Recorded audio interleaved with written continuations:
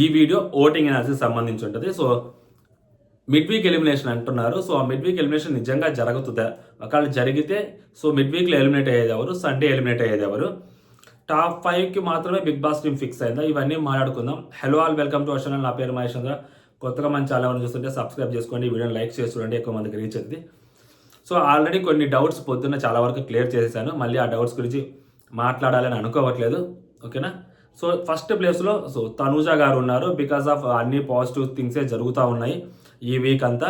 So especially ఈరోజు కూడా ఎపిసోడ్లో డెమోన్ తనూజ మాట్లాడుకున్నప్పుడు కొంచెం వాయిస్ రేజ్ చేసి డెమోన్తో మాట్లాడుతుంది కాబట్టి అది కొంతమందికి చూసే వాళ్ళకి ఏమన్నా ఇరిటేటివ్ మోడ్లో కనిపించొచ్చేమో కానీ బట్ అక్కడ పాయింట్ ఉంది కాబట్టి తను మాట్లాడే దాంట్లో. సో ఎందుకు నువ్వు అనవసరంగా ఇమాన్యుల్ కోసం మాట్లాడుతున్నావు, ఇమాన్యుల్ చూసుకుంటాడు కదా, నీ సంగతి నువ్వు చూసుకో అని చెప్పి ఈ అమ్మాయి చెప్పడము. నువ్వు వాడు కష్టపడి ఆడాడు అంటే మేము కష్టపడలేదా, మిగిలిన వాళ్ళంతా కష్టపడలేదా అన్న పాయింట్ అక్కడ ఉండటము. సో ఆ అమ్మాయి అంత అరిచినా కూడా దాంట్లో కూడా పాయింట్ ఉంటుంది కాబట్టి సో ఎంతో కొంత సరే పాయింట్ ఉంది కదా అనిపిస్తుంది. కొంతమందికి ఆబ్వియస్లీ అమ్మాయి అరుస్తుంది అని అనేవాళ్ళు ఇంకా అదే అనుకుంటా ఉంటారు. దాంట్లో మనం ఏం చేయలేం. బట్ ఎంత అరిచినా కూడా దాంట్లో పాయింట్ ఎతకాలి కాబట్టి సో దాంట్లో పాయింట్ ఎతికినప్పుడు ఆ పాయింట్లో పర్ఫెక్ట్ ఉంటే పర్ఫెక్ట్ అనే కదా అర్థం. సో కాబట్టి తనూజా గారు ఫస్ట్ ప్లేస్లో ఉన్నారు అండ్ ఓట్ అపీల్ కూడా చేస్తారు. ప్రోమో కూడా వచ్చినట్టుంది. సో ఆ ప్రోమోలో కూడా కొంచెం పాజిటివ్గానే కట్ చేశారు తనూజాకి. ఎంతో బిగ్ బాస్ మారిపోతున్నాడు, పాజిటివ్గా కట్ చేస్తున్నాడు. అండ్ ఇంకొకటి హైలైట్ ఏంటంటే పాపం కళ్యాణ్ గురించి చాలామంది నాతో మాట్లాడుతున్నారు. ఇప్పుడు మాట్లాడుతున్నారు. నేను ఫస్ట్ నుంచి తనూజా గురించి ఇదే మాట్లాడుతుంటే సో ఎవరు అంగీకరించలేదు, ఎవరు ఒప్పుకోలేదు. ఇప్పుడు రివర్స్లో కళ్యాణ్ గురించి అదే మాట్లాడుతున్నారు నా దగ్గరకు వచ్చి. ఏంటి అన్నాక అసలు ఎందుకన్నా కళ్యాణ్ ఇలా చేస్తున్నారు, కళ్యాణ్ ఆ రోజు బూతుల గురించి ఎందుకన్నా మాట్లాడలేదు, అసలు కళ్యాణ్ మన గ్రూప్ గేమ్ ఆడితే ఎందుకన్నా దాన్ని క్వశ్చన్ చేయలేదు, కళ్యాణ్కి ఎందుకన్నా ఊరుకునే సెల్యూట్లు కొడుతున్నారు, ఎందుకన్నా కళ్యాణ్ అంత ప్యాంపర్ చేస్తున్నారు, కళ్యాణ్కి ఎందుకన్నా అంత అవసరం, ఆ ముద్దుబడ్డ అనే ట్యాగ్ కళ్యాణ్కి రావడానికి కారణమే బిగ్ బాస్ టీం అన్న, అనవసరంగా అలా చేసి అబ్బాయిని బయట నెగిటివ్ చేస్తుందన్న, ఆ డిస్కషన్స్ ఏవో అక్కడ పెడితే సో అబ్బాయి వర్షన్ అబ్బాయి చేసుకుంటాడు కదన్న, అప్పుడు అబ్బాయికి మంచిదే కదా. సో ఎందుకు అనవసరంగా అవి డిస్కస్ చేయకుండా అవాయిడ్ చేయటము. ఆ రోజు కెప్టెన్సీ రూమ్లో పెద్ద గొడవ జరిగిందని చెప్పారు, లీక్స్ వచ్చాయి బయటకి. అక్కడ లోపల ఉన్న బర్నీ గారు మాట్లాడుకున్న క్లిప్ కూడా బయటకు చూపెట్టారు. సో ఇవన్నీ చూపెట్టినప్పుడు నాగ్ సారు ఆ వీకెండ్లో ఆ డిస్కషన్ పెట్టాలి కదన్న, పెట్టకుండా సెల్యూట్ కొట్టి వదిలేస్తే సో పక్కన వాళ్ళు నెగిటివ్ చేస్తారు కదా. ఎందుకన్నా అలా చేస్తున్నారు బిగ్ బాస్ టీము, కావాలని బిగ్ బాస్ టీం అలా చేస్తుందన్న అబ్బాయిని అని చెప్పి ఈ వర్షన్ మాట్లాడుతున్నారు. యాక్చువల్లీ ఈ వర్షన్ నిజమే. ఎందుకంటే ఆ ఫస్ట్లో కూడా తనుజా గారితో ఇదే వర్షన్, అనవసరంగా ఆ అమ్మాయికి సంబంధం లేకపోయినా అమ్మాయికి తీసుకెళ్ళి అక్కడ చూపించటము కన్ఫెషన్ రూమ్లో, ఏడుస్తున్నావా రా తనుజా కన్ఫెషన్ రూమ్లోకి వచ్చి ఓదారుస్తానని చెప్పి నాగార్జున సార్ అంటాము. ఇలాంటివి అనవసరమైనవన్నీ అంటే ఆ అమ్మాయికి సంబంధం లేని విషయాల్లో కూడా ఆ అమ్మాయిని పిలిచి అమ్మాయిని హైలైట్ చేసి ఏదో అమ్మాయిని ఒక ప్రిన్సెస్ లాగా ప్యాంపర్ చేస్తున్నట్టు చూపించి ఆడియన్స్లో బీభత్సం నెగిటివ్ చేశారు. ఇప్పుడు సేమ్ ఫార్ములా ఆ అబ్బాయికి అప్లై చేస్తున్నారు, అబ్బాయికి బిగ్ బాస్ టీమ్. అందుకని నేను 2 వారాల నుంచి మొత్తుకుంటామన్నా అసలు ఆ బీప్స్ గురించి గట్టిగా అడుగునుంటే అసలు ఆ అబ్బాయి వాడా లేదా, వాడుంటే ఏంటి, లేకపోతే మొన్న కెప్టెన్సీ దాని గురించి, మొన్న గ్రూప్ డిస్కషన్ గురించి, మొన్న అదేదో తిట్టిన దాని గురించి బిగ్ బాస్ ఇవన్నీ క్వశ్చన్ చేస్తుంటే అతని వర్షన్ వినేవాళ్ళం మనం.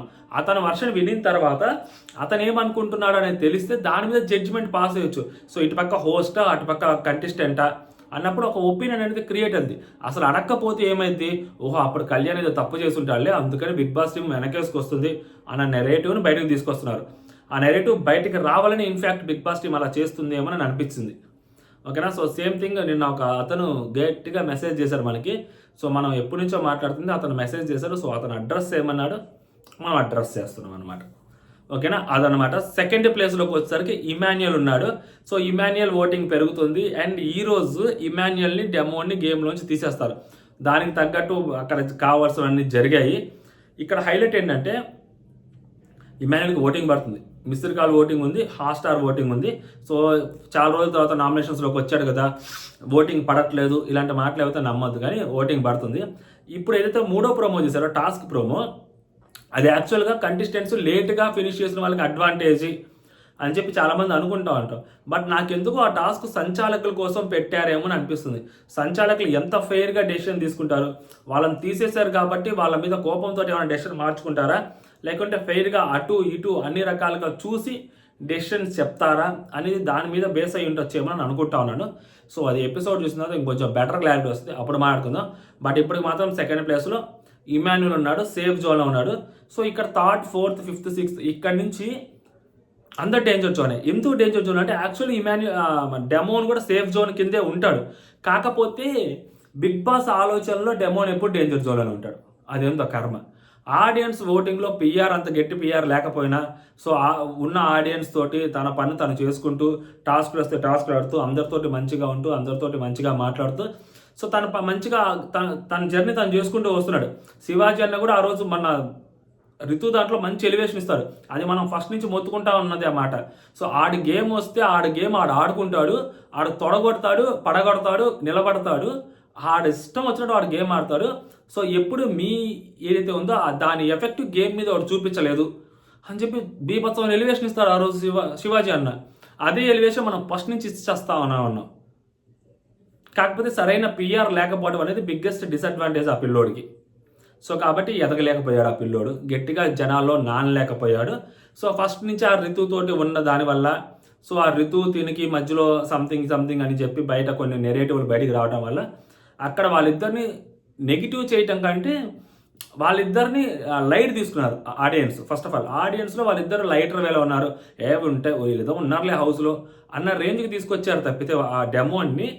సో ఈడు కప్పు కొట్టడానికి వచ్చాడు, ఈ అబ్బాయి కప్పు కొట్టడానికి ఉంది, ఈ అబ్బాయికి వీళ్ళు విన్నర్ క్వాలిటీ ఉంది. సో ఇలాంటివి స్టార్టింగ్లోనే అబ్బాయి నుంచి తొక్కేశారు ఆ పిల్లోని ఆడే. ఇంకా ఆ పిల్లోడు ఎంత గేమ్ అన్నా ఎంత చేసినా కానీ ఎవడు చూడలేడు, ఎవరికి కనపడదు కూడా. మనం ఎంత చెప్పినా కూడా వేస్టే. ఆ అబ్బాయిలో హానెస్టీ ఉంది, ఆ అబ్బాయిలో ఆ కామ్నెస్ ఉంది, ఆ కంపోజర్ ఉంది, అన్నీ ఉన్నాయి. వంట చేస్తాడు, పనులు చేస్తాడు, టాస్క్లు ఆడతాడు, అందరితో మంచిగా ఉంటాడు, నవ్వుతూ మాట్లాడతాడు, సిచ్యువేషన్ తగ్గట్టు రెస్పాండ్ అవుతాడు. ఏం కనపడవు because of lack of PR. మనం ఏం చేయలేం.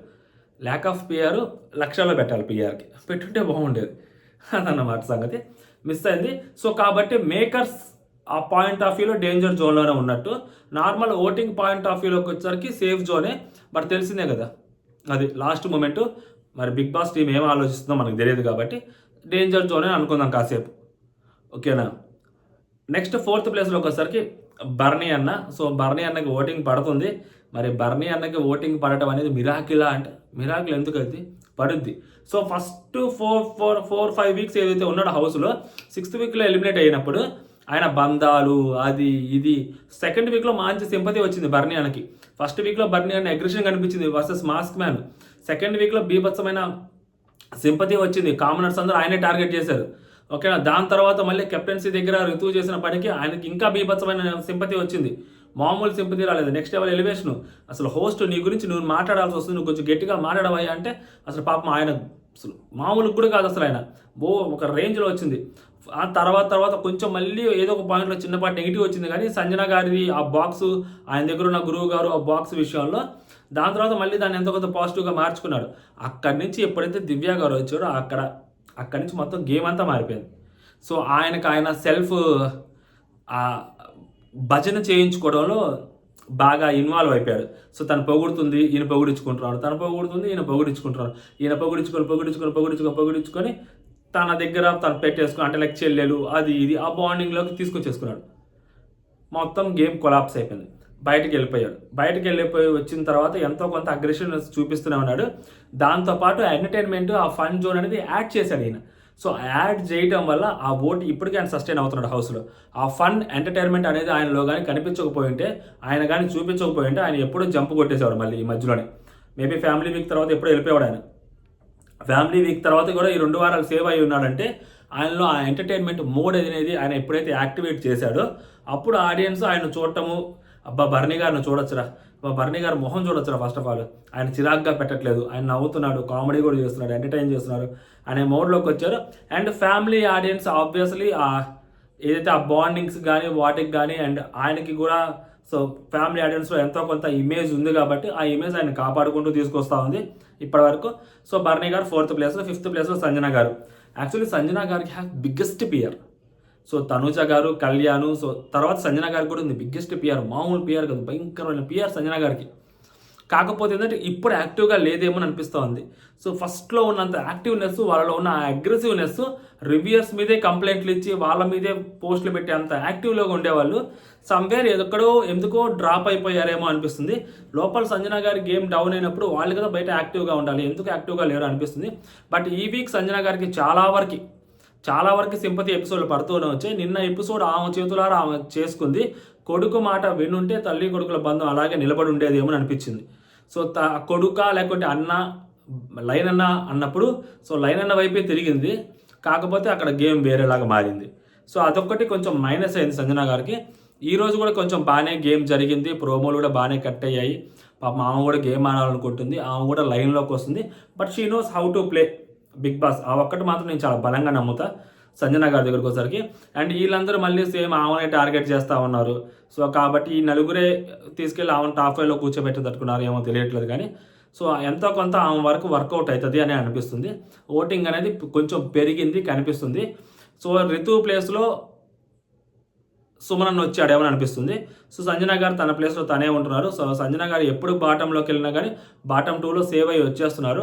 సో బాటమ్ 2లో సేవ్ అయ్యేంత ఓటింగ్ సంజన గారి దగ్గర ఉన్నప్పుడు బాటంకి వెళ్ళిపోయే వాళ్ళు ఉన్నారు. సో దాంట్లో సుమనన్న కనిపిస్తారు.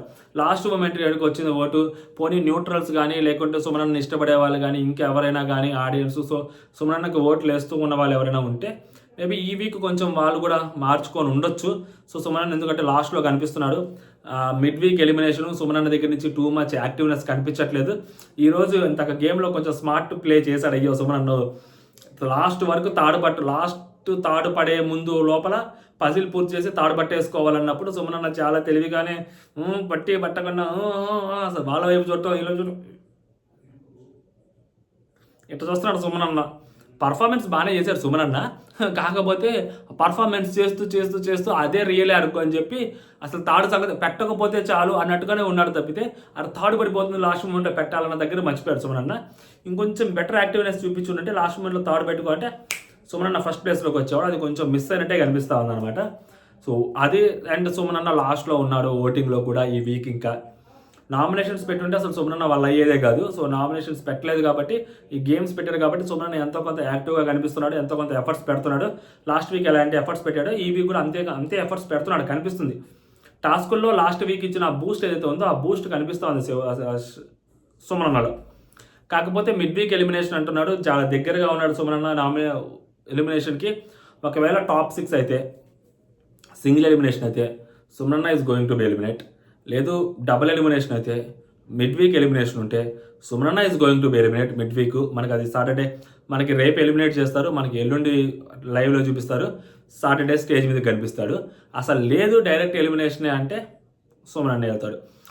చెప్పే కదా ఆల్రెడీ డబుల్ ఎలిమినేషన్ కదా. సో డబుల్ ఎలిమినేషన్లో రెండో పర్సన్ ఎవరున్నారు అంటే, సో రెండో పర్సన్ అప్పుడు ఎవరు వస్తారు అంటే ఒకవేళ మిడ్ వీక్ ఎలిమినేషన్ జరిగితే సుమనన్న వస్తాడు, సంజన గారు వస్తారు, డెమోన్ వస్తారు. వీళ్ళిద్దరి మధ్య కూడా జరగచ్చు, మోస్ట్లీ వీళ్ళిద్దరి మధ్య ఉండొచ్చు. సో డెమోన్ సేవ్ వచ్చి సంజన గారు వెళ్ళిపోవచ్చు.